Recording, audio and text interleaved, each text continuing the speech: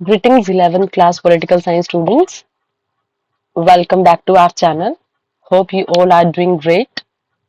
As you all know that we have completed first chapter of the book, that was Constitution Why and How, and from today we are going to start second chapter of the same book, that is Rights in the Indian Constitution. In the first chapter we have understood what is the meaning of constitution, why it is required for every country to have its constitution, what are the major provisions of Indian Constitution, and the process also, which we have discussed in the last chapter. So from today we are going to discuss rights in the Indian Constitution. That is the chapter number second. So introductory part, it is told to you that what we are going to study in this chapter. Basically, you all know, and from you can say from smaller classes, you are hearing, you are listening these kind of words. We are having this kind of right. We are having that kind of right. Right? So every person in his or her life enjoys some kind of rights. We all do that, and it is the assurance. If we are having democratic country, then we will be having some kind of right. It is the assurance of democracy.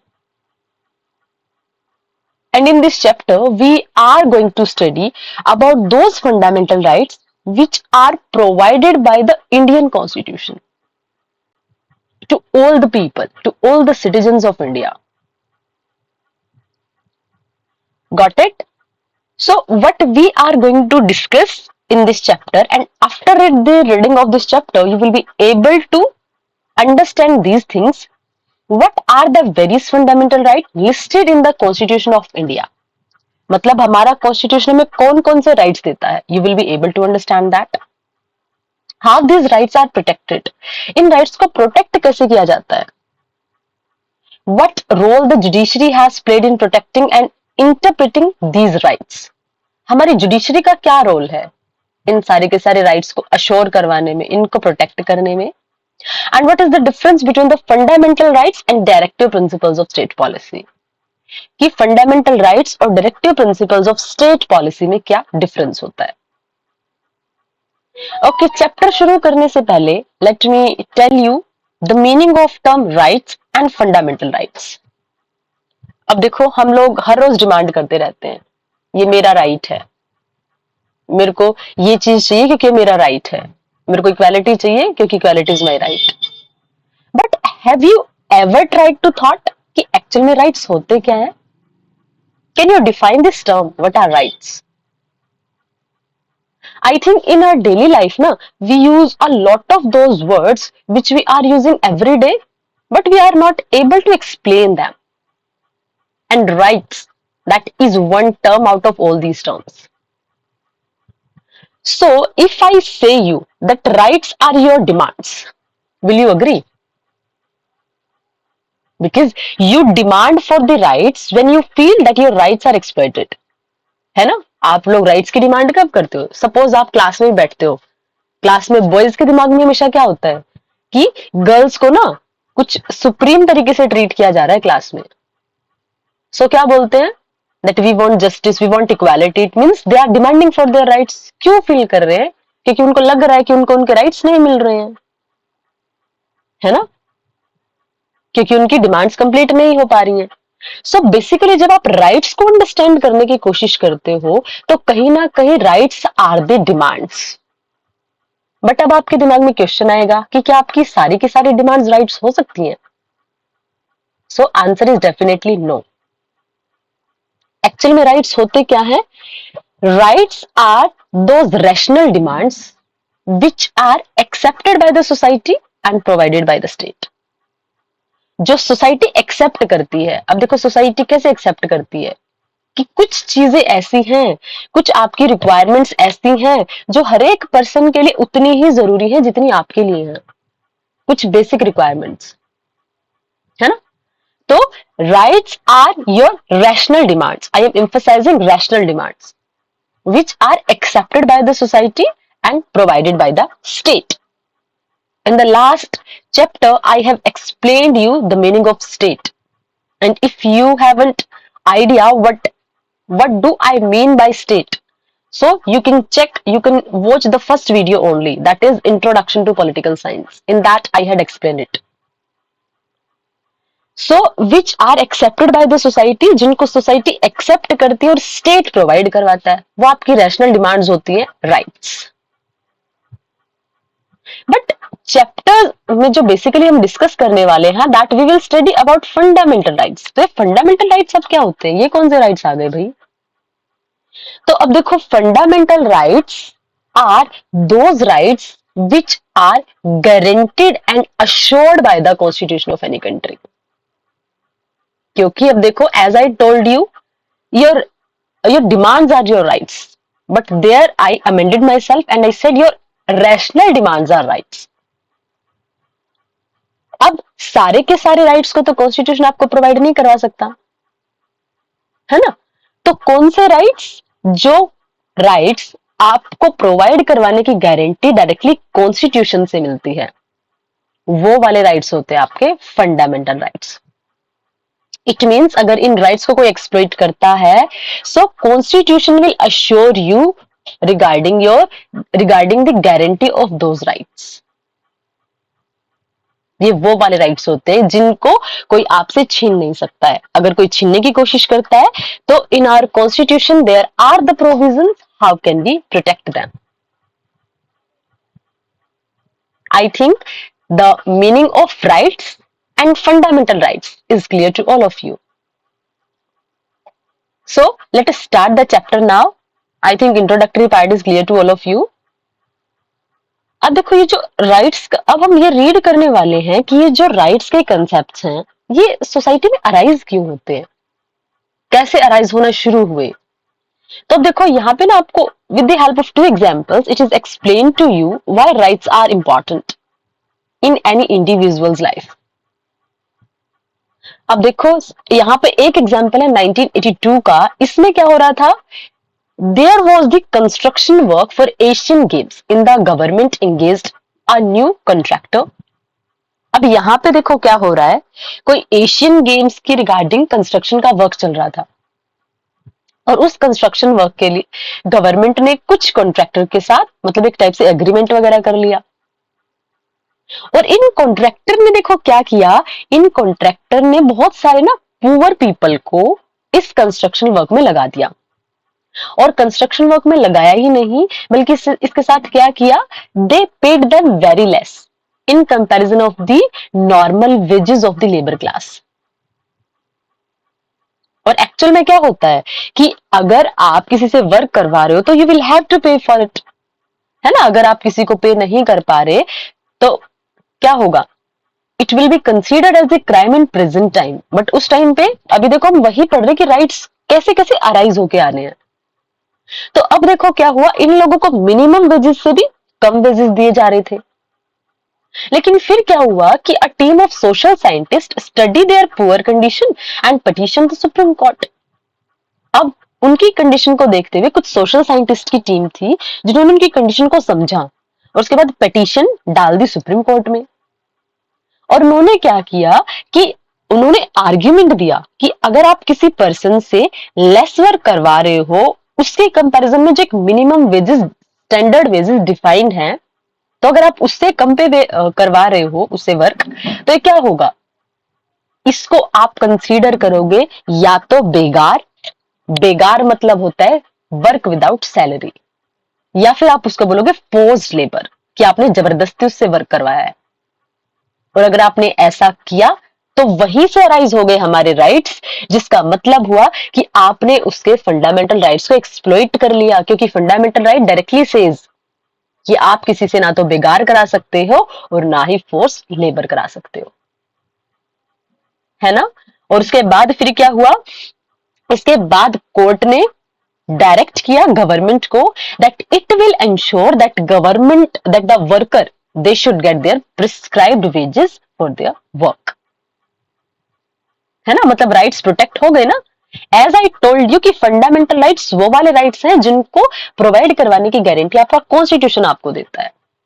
So here was the first incident, and the second incident is regarding to a person that was Mitchell Lalu. Who was that? He was a 23 years old person and he was arrested. He was a resident of Assam state. अब देखो उसके बाद फिर क्या हुआ था, उसके बाद उसके ऊपर चार्ज क्या था, ऑफ कॉजिंग ग्रीवियस इंजरीज। ये वाला चार्ज उसके ऊपर लगा हुआ था, इंजरीज के, ग्रीवियस इंजरीज वाला जो चार्ज था वो उसके अगेंस्ट लगा हुआ था। अब उसके बाद उसने क्या किया, and he was found mentally too unstable to stand in the trial. अब देखो क्या हुआ कि अगर उसको, जब उस पर्सन के खिलाफ मतलब कोर्ट केस हुआ, तो उसकी मेंटल कंडीशन ना इतनी अनस्टेबल थी कि वो खड़ा भी नहीं हो पा रहा था ट्रायल में, and that's why he was sent to an hospital, mental hospital, where in Tezpur for treatment. और वहां पर क्या हुआ, he was treated successfully and doctors wrote themselves to the police officers or the police station that now he is physically fit, mentally fit, and now he can be presented for the trial. Trial का मतलब क्या होता है कि आप उसको court में ले जा सकते हो, उससे क्वेश्चनिंग कर सकते हो, जो उसके ऊपर चार्जेस लगे हुए हैं, अगर वो चार्जेस अगर प्रूव हो जाते हैं, only then the person is culprit, मतलब तभी आप उसको दोषी मानोगे। तो डॉक्टर्स ने 2 टाइम लिखा that now he is mentally stable और आप उसको कोर्ट में प्रेजेंट कर दो, but no one paid the attention, लेकिन किसी ने ध्यान दिया ही नहीं। और इसीलिए क्या करना पड़ा उस पर्सन को, मिचेल को क्या करना पड़ा, उसको जुडिशियल कस्टडी में रहना पड़ा। और उसके बाद फिर क्या हुआ कि उसको 2005 में रिलीज किया गया, और जब देखो वो रिलीज हुआ, हिज एज वो 77 ईयर्स। जब अरेस्ट किया गया उसकी एज थी 23, और जब उसको रिलीज किया गया, फ्री किया गया, उसकी एज थी 77। अब देखो उसकी लाइफ के जो वैल्यूएबल 54 इयर्स थे उसने वो कस्टडी में ही बिता दिए। And the reason behind it कि उसको कभी प्रेजेंट ही नहीं किया गया कोर्ट में, और अगर उसको कोर्ट में प्रेजेंट नहीं किया गया तो क्या हुआ, कहीं ना कहीं उसके राइट से एक्सप्लॉइटेशन हुआ। अब उस, और देखो उसका हमें पता भी नहीं चलता कि उस पर्सन को इतने सालों तक अरेस्ट करके रखा गया without any kind of trial. और इट इज मैंडेटरी कि अगर पुलिस ने किसी को अरेस्ट किया है तो 24 आवर्स के अंदर अंदर उसको नियरेस्ट कोर्ट में ले जाके प्रेजेंट करना होता है to the trial, because it is very well set, delay is justice is equal to deny justice. मतलब अगर आप देर से जस्टिस कर रहे हो तो उसका मतलब है कि आप जस्टिस कर ही नहीं रहे, आप जस्टिस देने से मना कर रहे हो। इट मीन्स क्या हुआ कि उसके बाद ये मामला सामने कब आया कि जब एक टीम थी नेशनल ह्यूमन राइट्स कमीशन की, जिसने इन्वेस्टिगेट किया इस पूरी सिचुएशन के बारे में, पूरे के पूरे सिस्टम के बारे में। और उसकी, अब देखो चलो हमें पता चल गया, लेकिन उस पर्सन की लाइफ का हुआ क्या, उसके तो 54 इयर्स कंप्लीटली वेस्ट हो गए, जिसको पुलिस ऑफिसर्स रिटर्न भी नहीं कर सकते, है ना। तो ये वाली जो सिचुएशन थी हमारी कंट्री की, ये वाली सिचुएशन क्या थी, ये हमारे राइट्स के अगेंस्ट थी। और कौन से राइट्स की, लाइफ एंड लिबर्टी। ये हर एक पर्सन को अपनी लाइफ डिग्निटी से जीने का राइट होता है, और हर एक पर्सन के पास ये राइट है कि वो फेयर और स्पीडी ट्रायल गेन करे, है ना। लेकिन इस केस में, मिशेल के केस में आपको क्या दिखा कि उसको तो मतलब उसको तो कोर्ट में प्रेजेंट ही नहीं किया गया। It means he was not able to get those rights which are assured by the constitution of the country. अब देखो आपके सामने क्वेश्चन है, what if Mitchell was a rich and powerful man, what if those working with the construction contractor were engineers, would their rights have been violated? अब देखो एक question बिल्कुल logical है, सोच के देखो, अगर ये पर्सन मिचेल जो था, अगर ये रिच होता, और जो वर्कर क्लास का कंटेक्स्ट आपने पढ़ा कि जो कॉन्ट्रैक्टर ने लेबर हायर की थी, अगर वो होते इंजीनियर, जो कंस्ट्रक्शनल इंजीनियर होते, सिविल इंजीनियर्स होते हैं, तो क्या ऐसा एक्सप्लॉइटेशन तब भी हुआ होता? Answer will be Answer will be no. Why answer will be no? Because these people are aware about their rights. Because if they were engineer, so they must be having the idea about their rights, and they could have go to the courts because they know that if our fundamental rights are exploited, we can go directly to the Supreme Court also. But यहाँ पे problem क्या हुई कि ये दोनों के दोनों incident में या तो जो कहीं ना कहीं विक्टिम थे देवर पुअर, या फिर कहीं ना कहीं जो विक्टिम है उनको पता ही नहीं कि कॉन्स्टिट्यूशन राइट्स कौन से देता है. And this situation is, you can say, is existing in our country, in our society, even in present time also, because a lot of people are not aware about the rights which are guaranteed by the constitution. तो यहीं से कहीं ना कहीं ये important हो जाता है कि फंडामेंटल राइट्स को देना भी और लोगों को अवेयर कराना भी. अब देखो, in the case of the first instance also there was violation of rights provided in the constitution, but it was challenged in the court. As a result, workers could get what was due to them in the form of their rightful wages. The constitutional guarantee of the right against exploitation ensured justice to these workers. अब यहाँ पे आपको क्या बताया गया है, ये particular उस राइट का नेम है जो आपको बताता है कि अगर आपके राइट्स को कोई स्नैच करता है तो कौन से राइट के अंडर आप कोर्ट में जाओगे. And just because of this right, people, those workers, were able to get their rights. I hope both of the incidents are clear to all of you. Next paragraph is Bill of Rights. अब देखो Bill of Rights होता क्या है? Let us understand it. Both these examples show the importance of having rights and of the actual implementation of these rights. A democracy must ensure that individuals have certain rights and that the government will always recognize these rights. अब देखो, democratic form of government हम क्यों चाहते हैं कि हर एक country में democracy होनी चाहिए? Because democracy is the government ना, in which government is responsible for us. वरना हम क्यों नहीं मोनार्की को पसंद करते? क्योंकि हमें पता है कि एक पर्सन की मनमानी चलेगी, हेरिडिटरी चीजें चलने वाली हैं. इसीलिए अगर डेमोक्रेसी है तो it should be sure that individual rights will be protected. Therefore, it is often a practice in most democratic countries to list the rights of the citizen in the constitution itself. Such a list mentioned and protected by the constitution is called the Bill of Rights.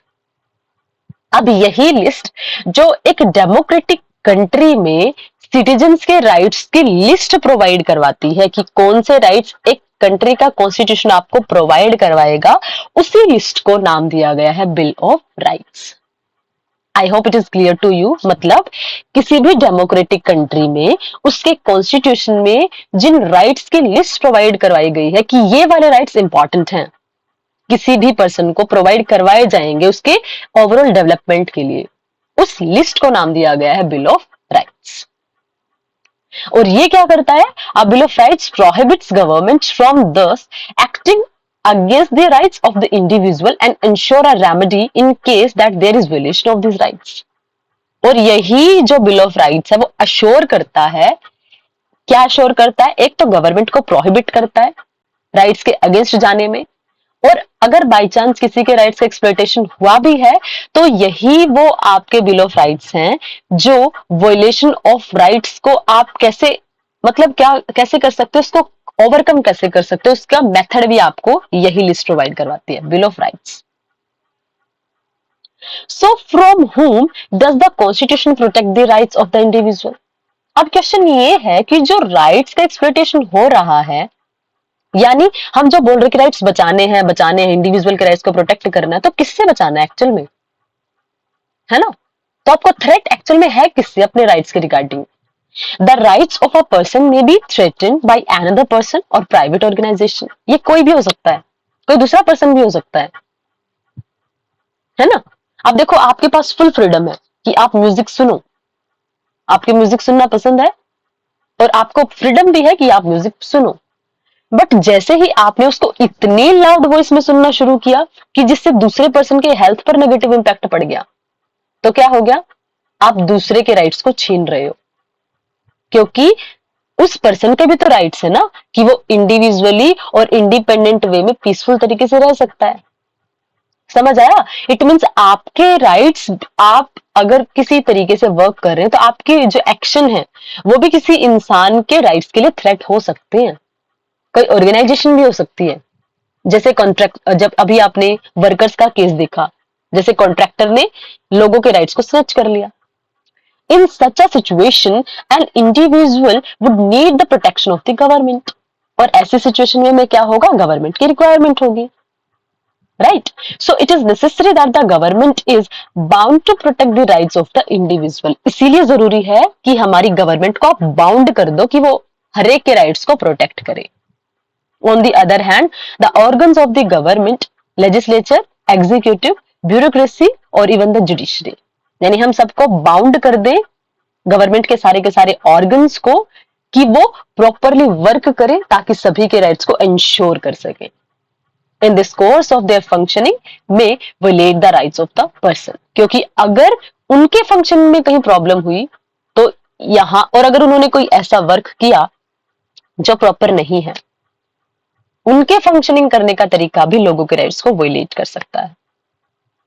That's why it is very much required to include rights in your constitution, and it is not only important that you are just including them, but it is most important that how you are trying to protect them, how you are assuring the citizens of your country that your rights will be saved, your rights will be protected, no one can take your rights from you.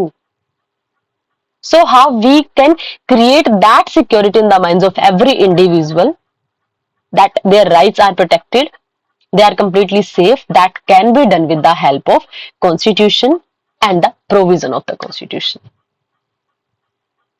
I think I am able to understand, I am able to build a framework and the meaning, at least meaning of the fundamental rights and rights is clear to you, and you are able to understand कि हमारे जो rights होते हैं क्यों जरूरी है, और आपको ये भी समझ आए कि आपके राइट्स को खतरा किससे है। I hope till now it is clear to you. Next part, that which type of fundamental rights are there in our constitution, we will discuss in next part. And if you are having any doubt, you can ask your doubts in comment section. Till then, stay connected, keep learning. Thank you. Thanks a lot.